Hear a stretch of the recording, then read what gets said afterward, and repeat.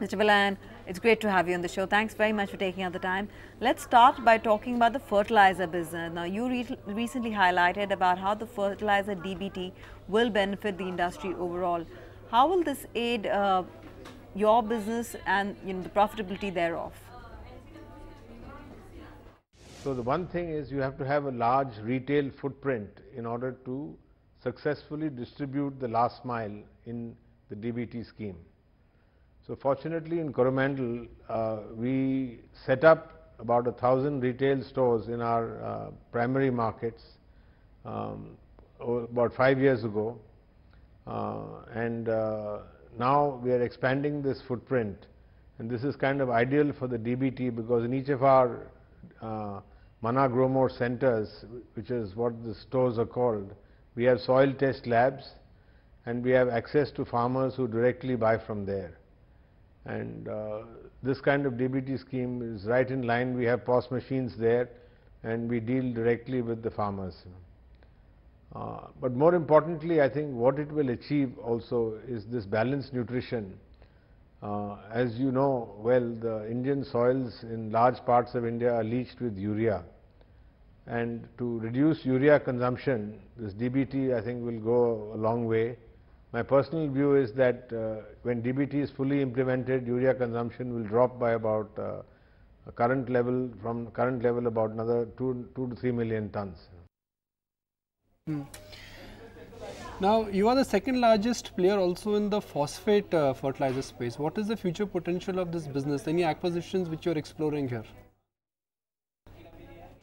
Our route to this growth will be brownfield expansion and not acquisition, because this whole game has to be played with port-based plants and it has to be played with imported phosphate acid. But it will be value addition domestically and making up to what the soil or crop requires domestically. So we have 3 locations, Ennore, Vizag and Kakinada, and with this we will see which is the best location to expand, and I think others will also expand, and maybe a couple of million tons of capacity will come up between the east and west coast, and that will cater to the requirement in the phosphatic sector.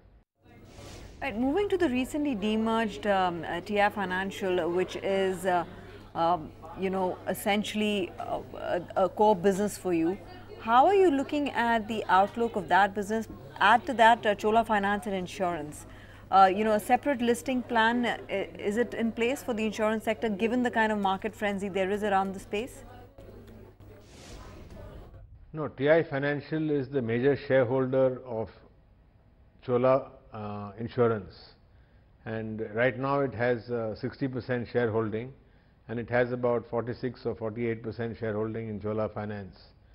So I think that will continue. Whether Chola Insurance goes for an IPO or we sell on to our partners or sell some part of it to reduce our equity from TI Financial is not yet decided. But TI Financial will continue to be the holding company in that structure. I think so currently it has got these 2 assets. I think it has got good scope for growth because I think both these businesses are growing at a CAGR of about 30%, and with those growths and with some look at some new areas that we are looking at even in insurance itself. We are looking specifically at the health insurance sector because we believe that in the long run it's a sector which will grow only next to the auto sector in insurance, and all this will be housed under TI Financial. Now, for Chola Financial, analysts have already talked of how you have weathered the slowdown in the CV business. Now, is a turnaround coming? What is the outlook for the vehicle financing business? We operate on a very segmented basis and a differentiated offering.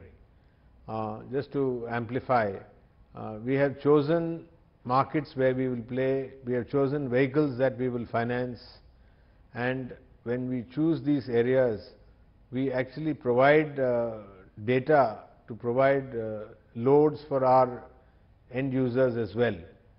We've invested in IT, we've bought a subsidiary company which deals full-time in tracking loads and giving information to our users.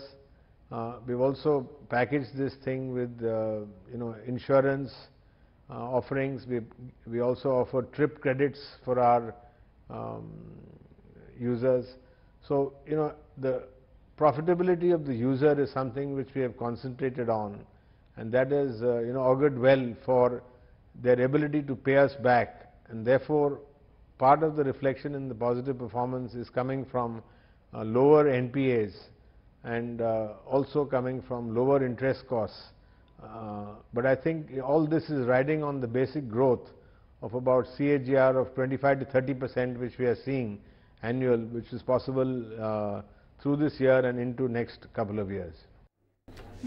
Meanwhile, the home equity business has seen some asset quality stress this year. What is the view on expansion in this segment? Yeah, actually, there are two parts to it. Ours is loan against property, and this is actually working capital loan against property. Here again, we had a very good track record until last year, where we had no NPAs at all. Last year, we saw some stress in the business.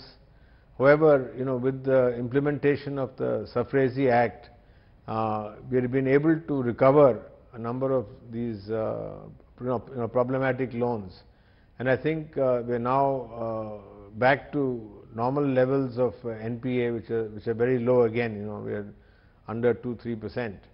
But I think the growth rate in the loan against property is probably half that of the vehicle sector.